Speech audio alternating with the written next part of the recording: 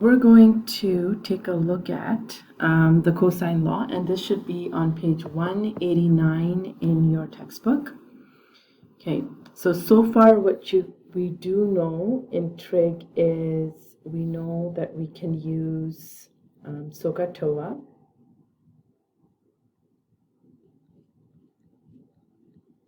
and we can use Pythagorean.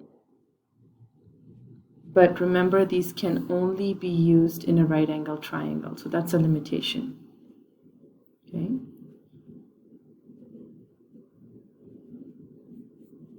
We did learn about the sine law,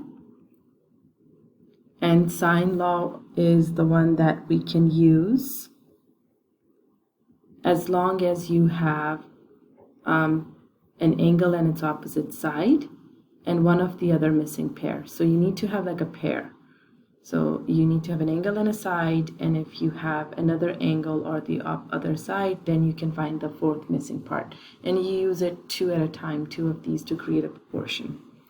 And what we're going to learn today is called cosine law. So the cosine law looks a little bit more complicated, but again, it is useful to find sides and angles where sine law doesn't work. So the way I look at a triangle is I'll always first try to see if it's a right angle triangle, do SOHCAHTOA or Pythagorean. If not, then I check if I can use sine law, and if that fails, then I go into cosine law. Okay, that's the way I approach it. So you'll take a look. Here's an example where there's a triangle that's not a right angle triangle. Here's our angle A, so this is my side A. There's my angle B, so that's my side B. And there's angle C, so there's my side C. So at first glance, we think, okay, we should be able to maybe use sine law. But if I want to use a sine law in order to solve anything about this, you'll notice I don't have a pair of angle and opposite side. So if I have this angle, I don't have this side. If I have this side, I don't have this angle or this angle. And usually if you have two angles, we can find the third one. But in this case, we only have one angle, so we can't find that one. So sine law is not going to work. Okay? So now that I know the sine law is not going to work, because we don't have enough information to create at least one complete pair of an angle and a side, you need to be able to see if cosine law works. Now, cosine law has one requirement. You need to have two sides and one angle enclosed in it.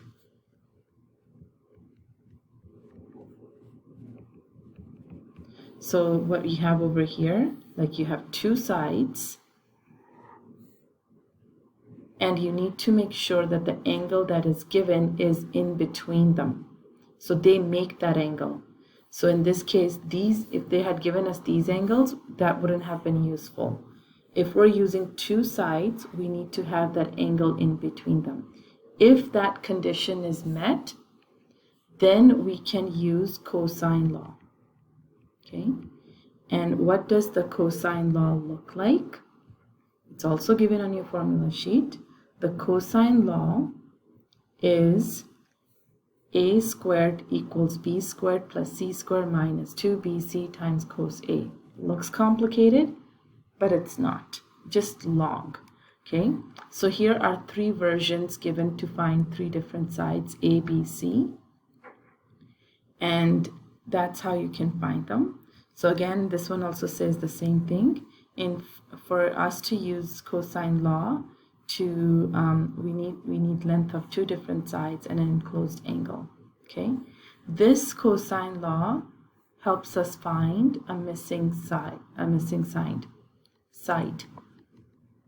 Okay, so you'll notice this solves for a side here.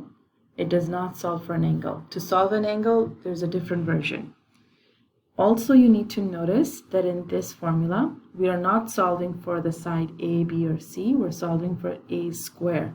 So the last step always is going to be to take the square root of the other side to make sure you're solving for the actual side. Okay, so that's the explanation of it.